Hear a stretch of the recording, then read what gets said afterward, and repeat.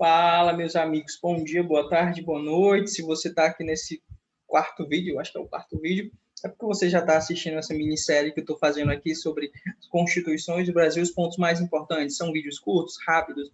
E se você está gostando dessa playlist, dê curtida aqui em todos os vídeos, siga o canal, compartilhe com algum amigo seu que esteja estudando para diplomacia também ou para outro concurso que cobre essa matéria. Na verdade, ou que você também goste de estudar a história do Brasil, né? Para o Enem, para vestibulares e tal. Ok, vou compartilhar aqui minha tela com vocês. A gente começa o samba.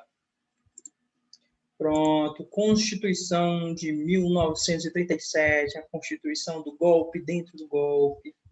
Beleza, meus colegas? Basicamente, essa Constituição foi criada em meio a um cenário de instabilidade e bipolaridade do poder. Tá? Havia a intentona comunista de Carlos Prestes, lá no Rio de Janeiro, em 1935. Havia motivos para limitar as liberdades civis, né, por meio de Vargas. O estado de sítio estava instituído. E entre novembro de 1935 a maio de 1937, mais de 7 mil pessoas foram presas, tá? Por meio da Comissão de Repressão do Comunismo. Isso chefiada por Alberto Correia. Tá? Ele era responsável por fazer esse contato com os governadores criaram uma lista dos comunistas. Houve a instituição do Tribunal de Segurança Nacional, estava num estado de guerra. Tá bom? E para esse estado de guerra, havia uma comissão executora desse estado de guerra. Tá? Pensou-se até em criar uma câmara de concentração, para você ver o nível que estava. De certa forma, a campanha anticomunista estava ferrenha até na imprensa. E para isso tudo, todo esse cenário e tudo, houve a instituição da ortoga de um anteprojeto de Constituição. Tá? Esse anteprojeto de Constituição, deixa eu pegar aqui meu carregador, defendia o autoritarismo. Tá? Em 1938, deveria haver eleições para Vargas, né? E Vargas não podia ser eleito. Meu computador vai descarregar. Então, implementou-se o Plano Cohen, tá? Uma ação integrada de vários setores do Estado para fazer um golpe dentro do golpe. E a instituição do Estado Novo. E com a instituição do Estado Novo havia uma nova Constituição. Como o Congresso não funcionava, essa Constituição veio direto do Planalto do Guanabara, direto do presidente da República. Foi instituída a partir de pensamentos do jurista mineiro Roberto Campos. A Constituição ela tinha meio que sintonia com o fascismo, nazismo, stalinismo. Era uma Constituição totalitária. Tá, okay? O preâmbulo era longuíssimo. E ele dizia o preâmbulo que refletia o povo brasileiro. Tá? Alguns pontos importantes. A Constituição ela previa quase 40% do seu corpo era sobre a organização nacional. Tá? Bandeiras, armas e selos, tudo devia ser único. Era obrigatório usar a que a República estava utilizando, o Poder Central estava utilizando. Era proibido os hinos estaduais. A diplomacia, a paradiplomacia, né, instituída lá depois, com a instituição da primeira Constituição, a Constituição de 1891, foi enterrada, galera. Não havia mais essa paradiplomacia, os estados não podiam mais se financiar internacionalmente. Tá? O mandato presidencial começou a ser de 6 anos. Tá? Vargas foi eleito a partir de um colégio eleitoral, para você ter noção. Havia intervenção nos estados e esses interventores, eles elegiam os prefeitos de municípios, tá? Capitais, né? Municípios importantes. E o Congresso Nacional fechado até o fim do Estado Novo. Nessa mesma época foi instituída a pena de morte, tá? Para crimes bem específicos, galera. Crimes políticos, tá? Você tem noção?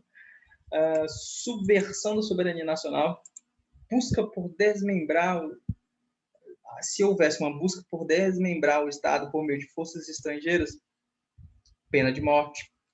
tentar mudar a ordem nacional, pena de morte. Subverter a ordem social para ter o poder do Estado, pena de morte.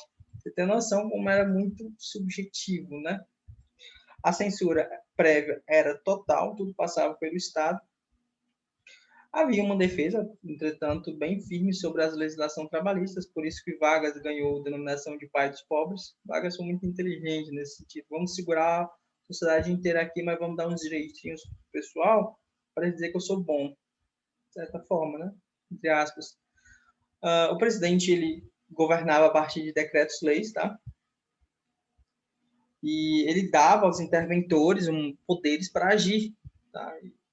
E depois os interventores que comunicariam ao Ministério da Justiça. Tipo assim, tu faz lá as coisas, depois tu comunica para o Ministério da Justiça. Ou antes, né? Mas tu pode fazer. Houve a instituição do estado de emergência, tá? Suspensão de direitos, liberdades. Todo o poder estava infiltrado no presidente da República. Só foi revogado em 1945, às vésperas do fim do Estado Novo, né? Houve uma lei constitucional, a Lei Constitucional número 5, tá?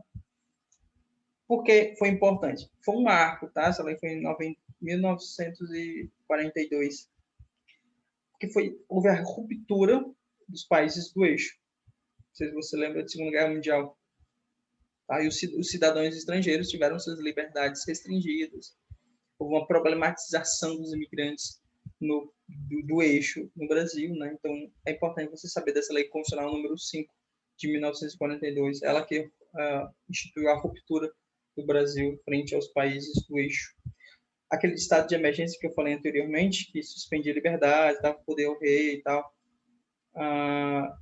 que foi revogado em 45, era o decreto 1202. São duas leis que você, assim, é bom você saber. Esse decreto, né, que decretava o estado de emergência, e essa lei constitucional número 5 de 1942. São, assim, coisas, de tudo que eu vou falar hoje, são coisas que você deve se lembrar, tá? Pra você ter uma noção, tá? Até Monteiro Lobato, ele criou, o interesse nacional estava muito forte. Monteiro Lobato, ele criou uma empresa, uma companhia de capital aberto para extração de petróleo, né, mas só que ele estava meio que num contrassenso com um órgão regulador do petróleo naquela época, e ele foi preso por alguns dias, tá? Ele estava meio que em guerra com o Conselho Nacional do Petróleo. Ele foi preso por alguns meses, eu acho. A Constituição foi outorgada, tá? Não foi promulgada. Já vou gravar um vídeo para vocês explicando as classificações das constituições, mas outorgada quer dizer que ela foi imposta, ela não foi votada por uma Assembleia Constituinte, advinda da movimentação popular, tá bom? Havia previsão de depois um plebiscito nacional, né? Uma consulta popular, se endossasse ou não a Constituição, mas essa data nunca foi marcada. Só para citar a título de simplificação, houve uma menção a esse plebiscito 9 vezes na própria Constituição, só que era meio que para mascarar, né, o autoritarismo. Só que assim, galera, havia uma contradição muito grande com Vargas. Tá? O Vargas, ele tinha uma constituição totalitária do Estado Novo, mas ele estava do lado dos aliados e contra o eixo. E o eixo era totalitário. Então, pô, tá lutando contra uma coisa, mas faz o que eles fazem, cara. Então, não dá certo, né? Então, essa contradição de Vargas meio que fez com que o governo dele perdesse a representatividade. E também ele não queria sair do poder, galera. Em 1943, era para ter tido eleições e não teve. Daí, cadê o plebiscito? Em 1944, 45, o pessoal perguntou, cadê o plebiscito e tal.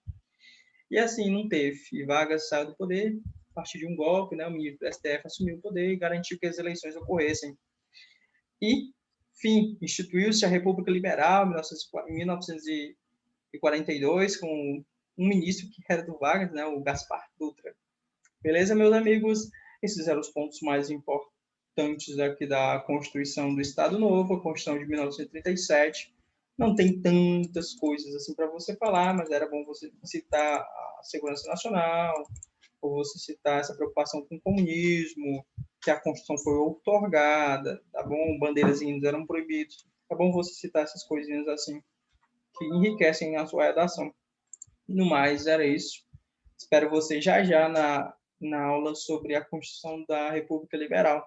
Um grande abraço e não se esqueça, curta o vídeo, siga o canal e compartilhe com algum amigo seu que esteja estudando.